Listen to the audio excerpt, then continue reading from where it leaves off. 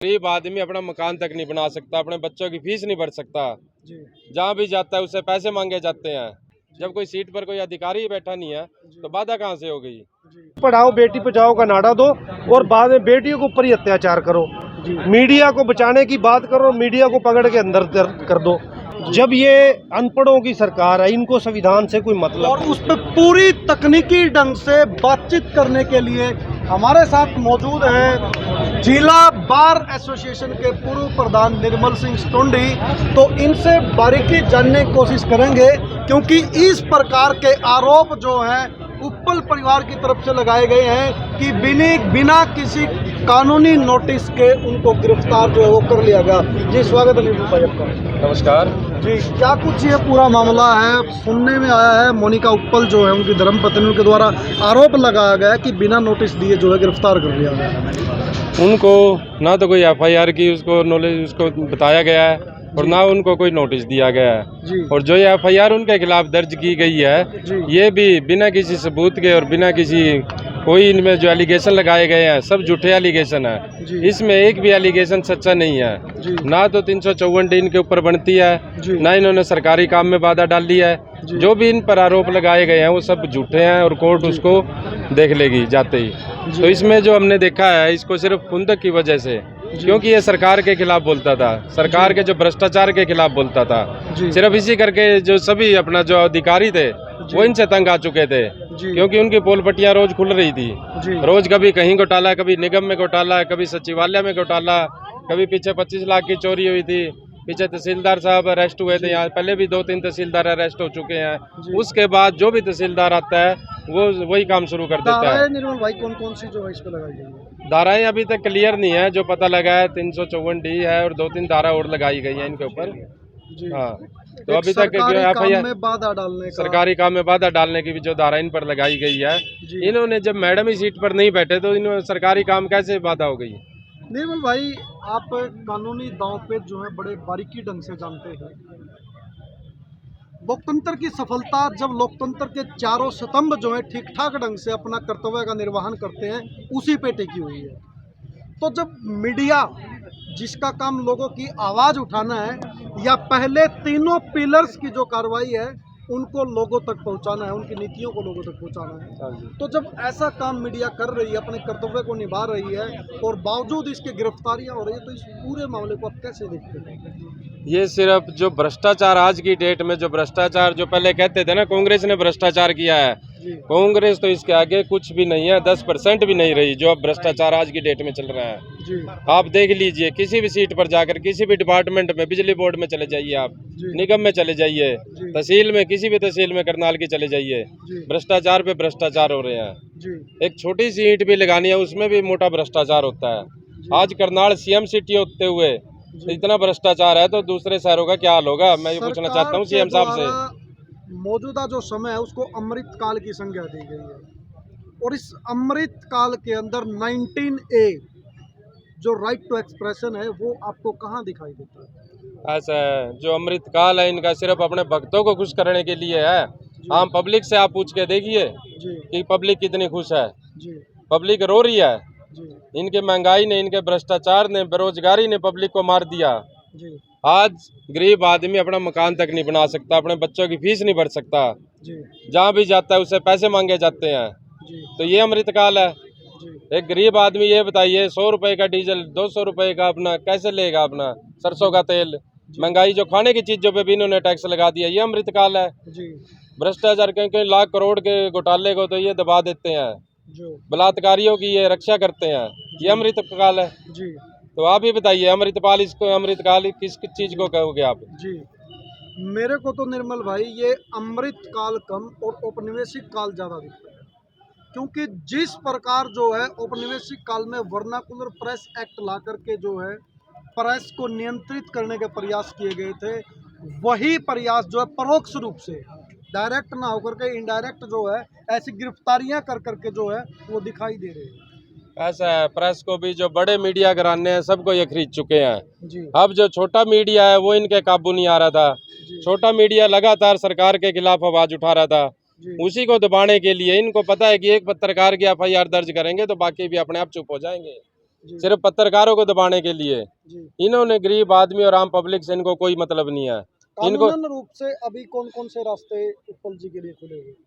कानूनन अभी उनकी बेल एप्लीकेशन लगाई जाएगी, कोर्ट में जाएंगे, उनको पेश पेशी करके हुई है अभी तक? पेशी करवाई है अभी तक? पेशी 2 बजे के बाद उनको पेश किया जाएगा। लंच के बाद? हाँ जी, उसके बाद उनको पेश किया जाएगा और उसके बाद उनकी बेल एप्लीकेशन लगाई जाएगी। आपको लगता है तो आज कोर्ट बेल के कम आगे है? सारे तथ्य रखे जाएंगे, जो सच्चाई है वो बताई जाएगी। जी। क्योंकि सारा मीडिया ट्रायल था ये, सारे हम इसमें वीडियो चल रही है, तो उसमें कहाँ से इन्होंने सरकारी काम में बाधा डाली है, ये बताइए। जब कोई सीट पर कोई अधिकारी बैठा नहीं है तो बाधा कहाँ से हो गई? जी। और टीज की जो 354 इन्होंने लगाई है, 354 कैसे बन गई? जी। क्यों वीडियो में क्लियर आ जाएगा भाई 354 हुई है नहीं हुई है। सरकार सिर्फ लोगों की आवाज़ दबाने के लिए, घोटालों को अपने दबाने के लिए, लोगों का ध्यान भटकाने के लिए इस तरह के पर्चे दर्ज करती है। किसी के पीछे ईडी लगा देती है, किसी के पीछे सीबीआई लगा देती है। निर्मल भाई, एक बड़ा सवाल यहाँ पर उठता है, जिस प्रकार आप लोग ये मानते हो और भी जो लोग साथी यहाँ पहुँच रहे हैं वो भी बोल रहे हैं कि बिना लीगल नोटिस दिए इन धाराओं में कभी भी गिरफ्तारियां नहीं होती है, बावजूद इसके गिरफ्तारी कर ली गई है, तो क्या प्रशासन को भी या प्रशासन के खिलाफ कोई कार्रवाई नहीं की जा सकती?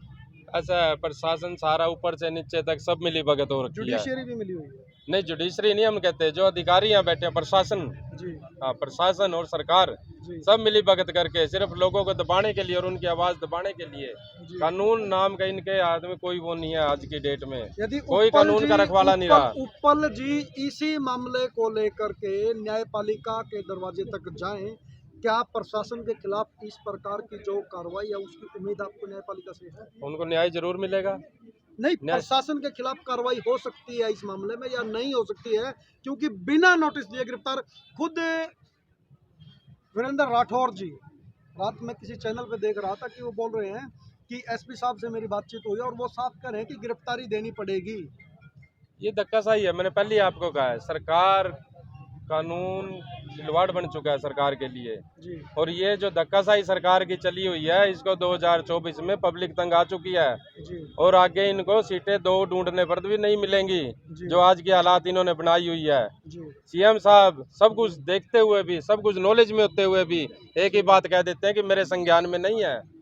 यहाँ अगर पत्ता भी गिरेगा तो वो भी सीएम साहब के संज्ञान में है जी। और ये इतनी बड़ी बड़ी चीजें, इतनी मोटी मोटी मछलियां जो है, मगरमच्छ बैठे हुए हैं करनाल में, क्या इनका सीएम साहब को नहीं पता? सीएम साहब के पास जाते हैं तो कहते हैं प्रूफ लेके आओ। आम आदमी कहाँ से प्रूफ लाएगा इनके खिलाफ? अरे सीएम साहब, आपकी तो सीआईडी है, सारा काम कर रहे हैं, तो करनाल में ऐसे मगरमच्छों का क्या काम है? दूसरे अफसर, दूसरे डिस्ट्रिक्टों से जो भ्रष्टाचारी अफसर हैं उनको प्रमोट करके यहाँ पर लाया जाता है, जिनके खिलाफ कहीं कहीं करोड़ की FIR दर्ज है। पीछे बरवाड़ा में एक अधिकारी था, उसके खिलाफ कई करोड़ की FIR दर्ज थी, तो सस्पेंड था, उसको सरकार ने बहाल किया और नगर निगम में अफसर लगा रखे। आज फिर आप सुबह से ही जो है लामबंद है, ऐसे में आपकी क्या प्रमुख मांग है? हमारी यही मांग है कि इसकी FIR कैंसिल होनी चाहिए।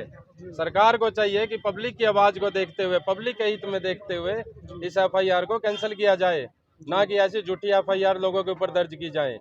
मैं यही कहना चाहता हूँ सीएम साहब से। अगर सीएम साहब आपने आगे भी इलेक्शन लड़ना है यहाँ से करनाल से, कहीं ये ना हो पब्लिक इतनी खिलाफ हो जाए कि यहाँ सीएम को हराने का भी मादा रखते हैं करनाल वाले। पहले भी एक सीएम को हरा चुके हैं, कोई इसमें हम में ना रही है कि सीएम तो सीएम यहाँ धक्के से बन जाएंगे, ऐसा कुछ नहीं है।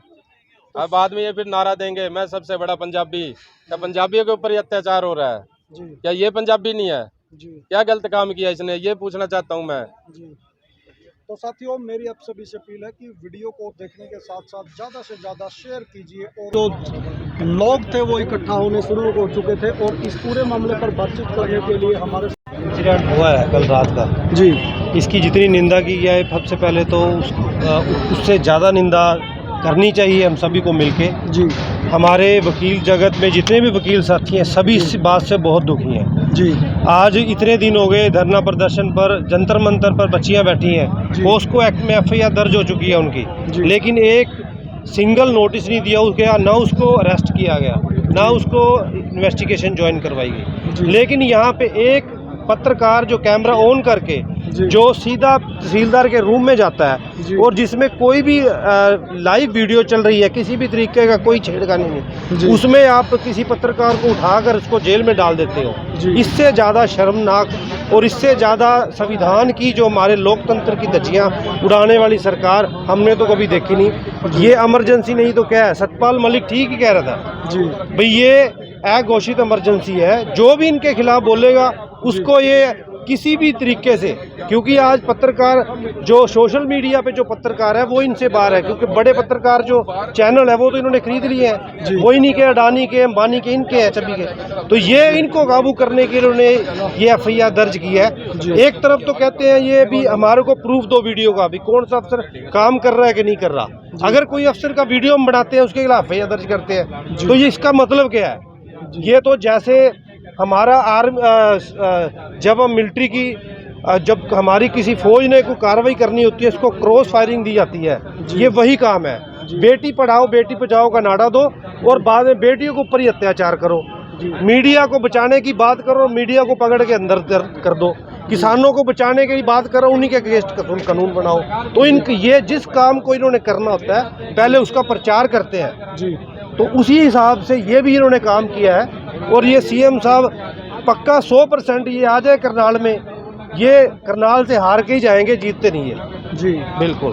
अभी आपने जिक्र किया कि लोकतंत्र की हत्या है, संविधान की हत्या है। संविधान का हम जिक्र कर लेते हैं, आर्टिकल 19 है जहाँ राइट टू एक्सप्रेशन है, अभिव्यक्ति की स्वतंत्रता है। तो जिस प्रकार अभिव्यक्ति का जो है दमन किया जा रहा है, गला जो है वो घोटा जा रहा है, तो इसको पूरे मामले को आप किस एंगल से देख रहे हैं? सर मैंने आपको पहले ही बता दिया है, सेक्शन कोई भी हो, चाहे फ्रीडम ऑफ एक्सप्रेशन हो, स्पीच हो, कोई भी हो, जब ये अनपढ़ों की सरकार है इनको संविधान से कोई मतलब नहीं।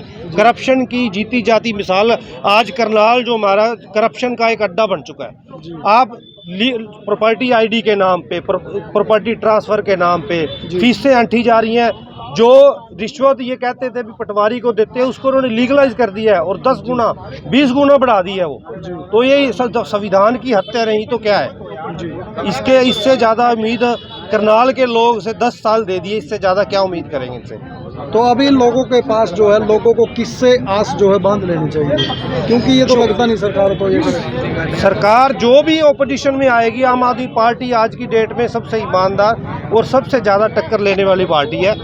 बाकी सभी पे ऊपर इन्होंने एलिगेशन भी है, सब कुछ है, तो उन्हीं की सरकार आनी चाहिए। जो मेरे को लगता नहीं सरकार की कार्यशैली से इतना जल्दी जो है न्याय मिलने वाला है। तो आम आदमी पार्टी का जो आगामी जो रणनीति है वो क्या रहनी है? आम आदमी पार्टी की रणनीति यही है, अभी जो भी सरकार ऐसे प्रोपेगेंडे करेगी उसको उजागर किया जाएगा और जनता के सामने, जनता की अदालत में लेके जाया जाएगा, जनता को जागरूक किया जाएगा। ये सिर्फ धर्म के नाम पर बांट के हिंदू मुसलमान, Jat non Jat, Punjabi versus other, इन बातों पर सिर्फ वोट ले सकते हैं। ये काम के नाम पे कि किसी भी 2 मिनट ये काम के नाम पर ये बोल नहीं सकते किसी भी स्पीच में जी। तो साथियों, ये थे हमारे साथ करनाल बार एसोसिएशन के पूर्व प्रेसिडेंट